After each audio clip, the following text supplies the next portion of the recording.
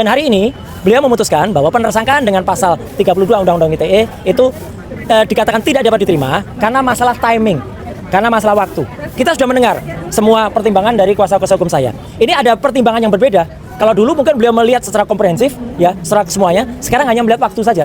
Karena terima kasih teman-teman. Tetap semangat. Merdeka. Terima kasih.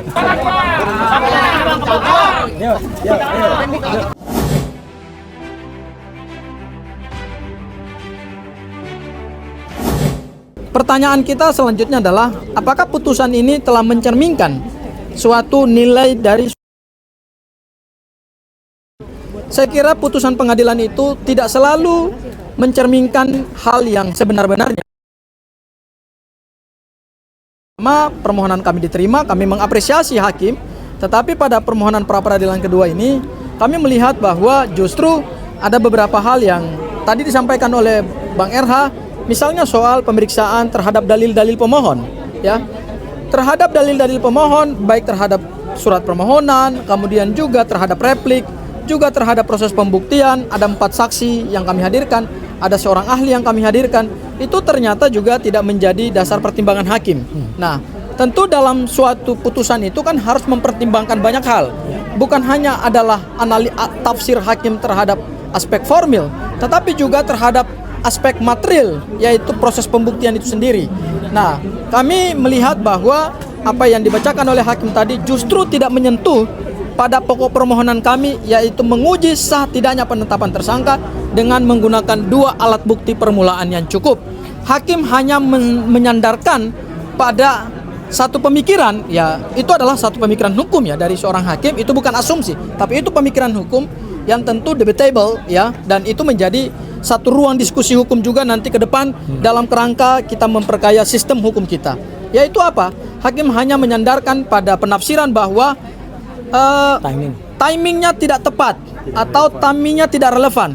Saya pikir ini sebenarnya tidak ada bedanya dengan ketentuan pasal 82 KUHP yang lama yang tadi dibacakan oleh hakim, bahwa berdasarkan KUHP yang lama, suatu perkara pidana kalau sudah dilimpahkan ke pengadilan itu maka gugur permohonan pra peradilan. Nah, ini kan sebenarnya hampir-hampir mirip gitu. Hanya bedanya adalah di permohonan pra peradilan kami yang pertama, hakim tidak menggunakan penafsiran hukum itu, hakim justru menggunakan penafsiran bahwa penangkapan, penahanan, penggeledahan itu tidak sah, sehingga harus dinyatakan batal demi hukum, dan kami berterima kasih untuk itu. Tetapi dalam putusan yang kedua, hakim tidak menggunakan penafsiran yang sama. Hakim justru menggunakan penafsiran yang berbeda. Dan terakhir dari saya, Bang RH dan Mas Roy, ya, putusan pra peradilan ini justru telah memberikan satu jawaban yang pasti kepada pihak-pihak tertentu yang selama ini membangun narasi, yang selama ini berbeda pandangan hukum dengan kami, karena tadi yang disampaikan oleh Bang RH, ini adalah the lawyer's way.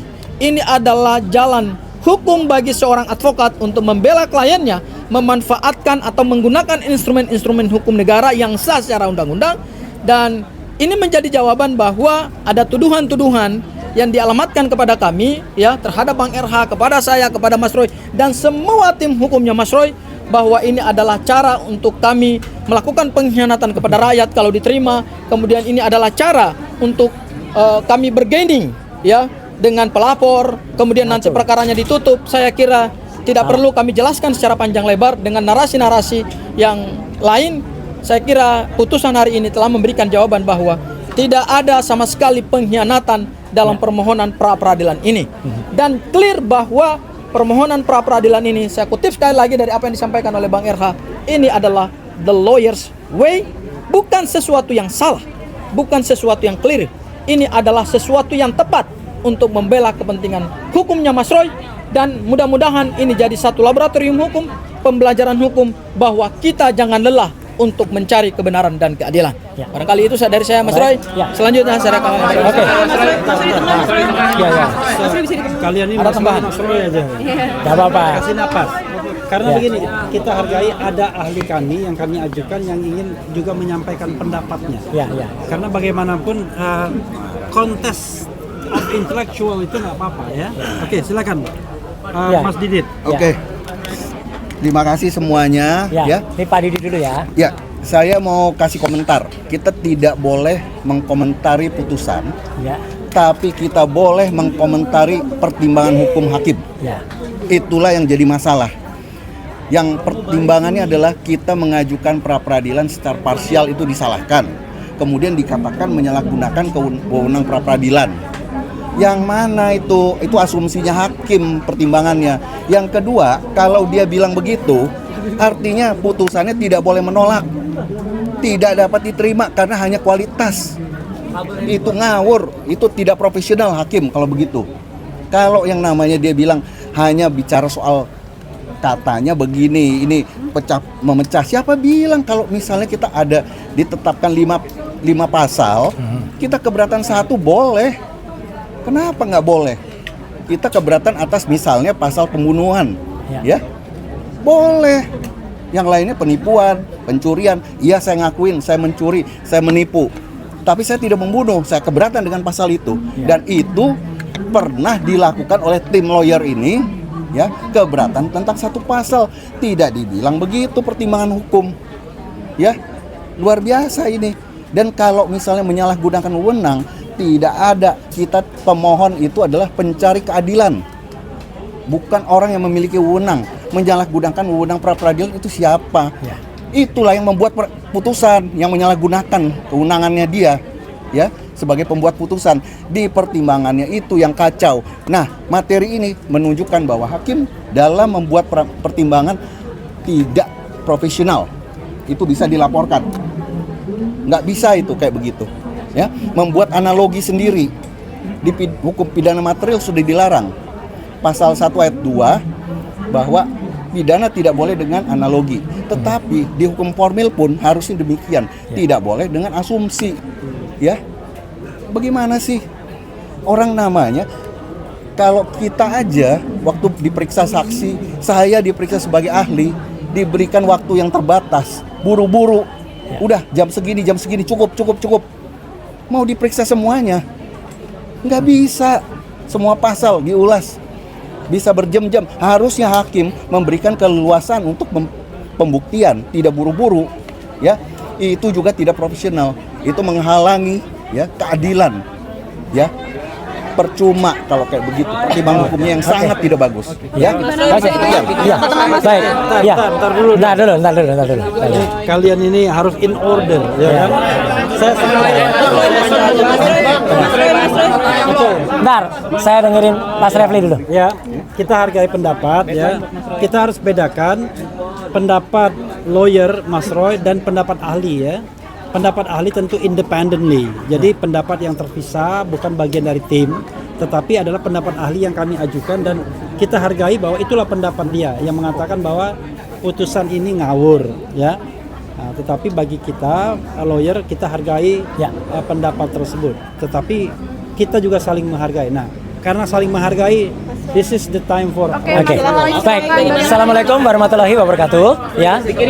Ya. Oke. Ya. Hari ini 20 Juli 2026 kita telah mendengar bersama putusan dari Hakim Tunggal Pak Igedut Darpawan untuk permohonan kami yang kedua. Saya selaku pribadi tetap mengapresiasi putusan tersebut dan tetap mengaturkan terima kasih atas putusan pra-peradilan kami yang pertama, yang waktu itu beliau orang yang sama memutus untuk kemudian mengatakan penangkapan, penahanan dan juga penggeledahan itu tidak sah. Dan hari ini beliau memutuskan bahwa penersangkaan dengan pasal 32 Undang-Undang ITE itu dikatakan tidak dapat diterima karena masalah timing, karena masalah waktu. Kita sudah mendengar semua pertimbangan dari kuasa-kuasa hukum saya. Ini ada pertimbangan yang berbeda. Kalau dulu mungkin beliau melihat secara komprehensif, ya, secara semuanya. Sekarang hanya melihat waktu saja. Karena melihat waktu bahwa tadi dikatakan oleh Hakim Tunggal bahwa waktunya sebenarnya sudah diberikan kesempatan. Bagaimanapun juga kami, ya, khususnya saya tetap mengaturkan terima kasih dan apresiasi. Tapi bagi saya lumrah, ya, lumrah hal ini. Jadi ada kadang-kadang Hakim Tunggal itu yang memutuskan itu menyetujui, ada kadang-kadang yang memutuskan tidak menyetujui. Nah, bagi saya menyerahkan sepenuhnya. Langkah selanjutnya pada para kuasa hukum saya, Mas Refli, Mas Abdul Ghafur Sangaji, Bu Soraya, Mas Tristan, kemudian Pak Yasena dan lain sebagainya. Ya, saya menyerahkan sepenuhnya. Apakah kemudian mau lanjut dengan pra-peradilan yang keempat? Karena apa? Karena pra peradilan yang ketiga sudah kami daftarkan dan insya Allah akan bersidang pada hari Selasa tanggal 28 Juli yang akan datang dengan materi adalah ganti rugi atas putusan pra peradilan yang pertama. Nah ini kita bisa uji nanti. Apakah putusan ganti rugi itu akan kemudian diterima atau ditolak?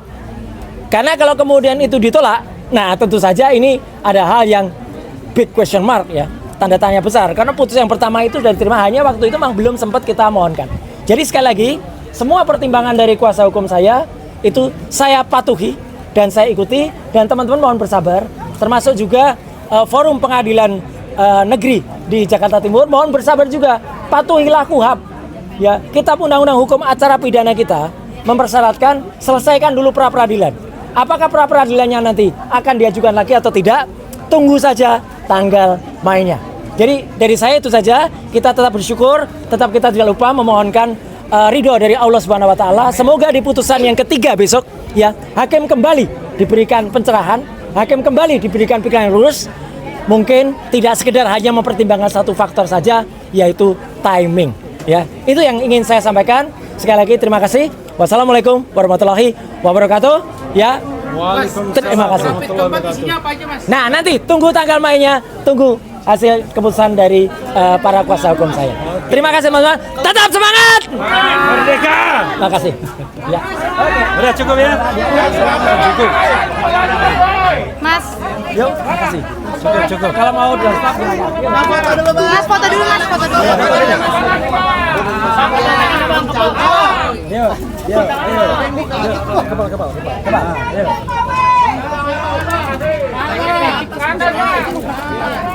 Kamera bang, kamera. Kiri kanan bang, halo. Sana tuh ya. Kanan. Terima kasih juga untuk ibu-ibu yang membersamai ya. Ibu-ibu, bapak-bapak, mak-mak, semua media, semua YouTuber, podcaster yang membersamai. Perjalanan kita masih panjang ya. Jadi insya Allah kita akan terus diberikan jalan. Semangat. Amin.